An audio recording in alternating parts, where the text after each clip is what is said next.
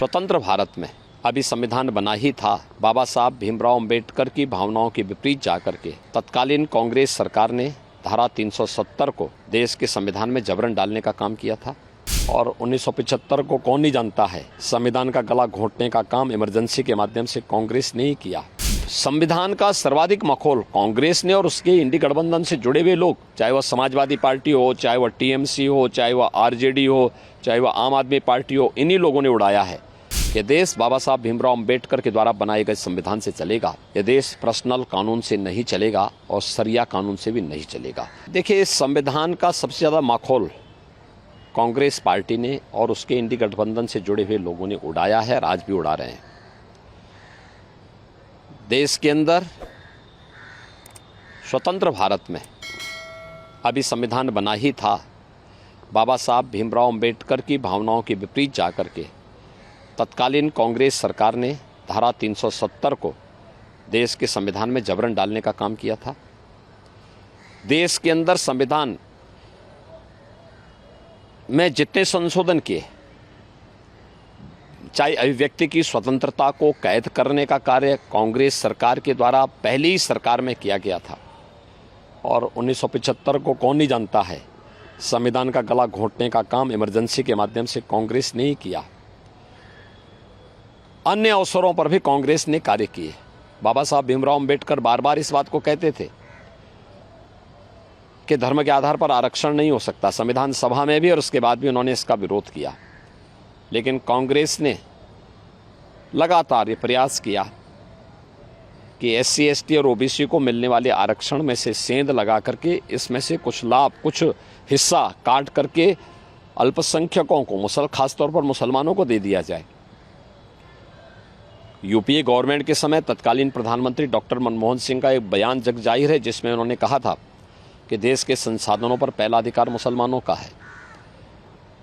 UPA सरकार के समय जस्टिस रंगनाथ मिश्रा कमेटी और justice Rajendra Sachar committee SC ST और ओबीसी के आरक्षण में सेंध लगाने की कुत्सित मंशा के साथ लाई गई थी। कांग्रेस की आंध्र प्रदेश की सरकार ने और कांग्रेस नेतृत्व की कर्नाटक की सरकार ने ओबीसी के आरक्षण को मुसलमानों को बांटने का बंदरबांट भी किया है वहाँ पे।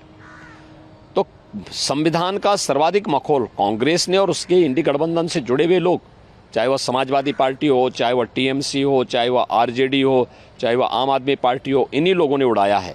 और ये लोग लगातार आज भी यही प्रयास कर रहे हैं, इनके द्वारा यही कार्य किया जा रहा है। समाजवादी पार्टी ने 2014-2012 के इलेक्शन में अपने मैनिफेस्टो में इस बात का उल्लेख किया था कि वह मुसलमानों को भी आरक्षण देगी। पीएससी में, उत्तर प्रदेश की पीएससी में 15% मुस्लिम आरक्षण की व्यवस्था घोषणा भी समाजवादी पार्टी ने की थी। समाजवादी पार्टी का जगजाहिर जो चरित्र है, जगजाहिर है। आरजेडी में लालू जी पहले ही बोल चुके हैं कि बिहार के अंदर सभी मुसलमानों को वे आरक्षण का लाभ देंगे। टीएमसी के एक फैसले को अभी कोलकाता हाईकोर्ट ने पूरी तरह पलट करके सरकार के मुंह पे तमाचा मारा है और कहा कि धर्म के आधार पर आरक्षण नहीं हो सकता। इनका कांग्रेस का मैनिफेस्टो क्या कहता है कि भारत के अंदर पर्सनल लॉ लागू करेंगे। पर्सनल लॉ लागू करने का मतलब तालिबानी शासन।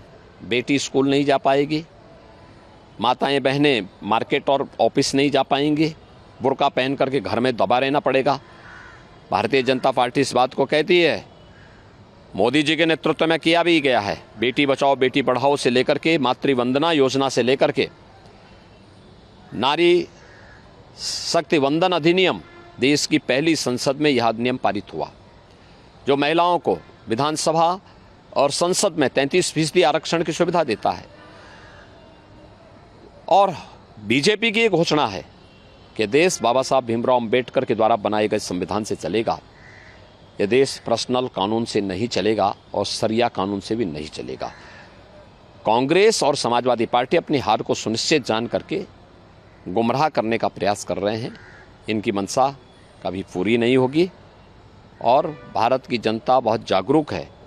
वह मोदी जी के नेतृत्व में फिर एक बार मोदी सरकार बनाएगा और जनता की ओर से आवाज़ आ रही है अब तो कि जो राम को लाए हैं हम उनको लाएंगे और राम भक्त ही राज करेगा दिल्ली के सिंहासन पर।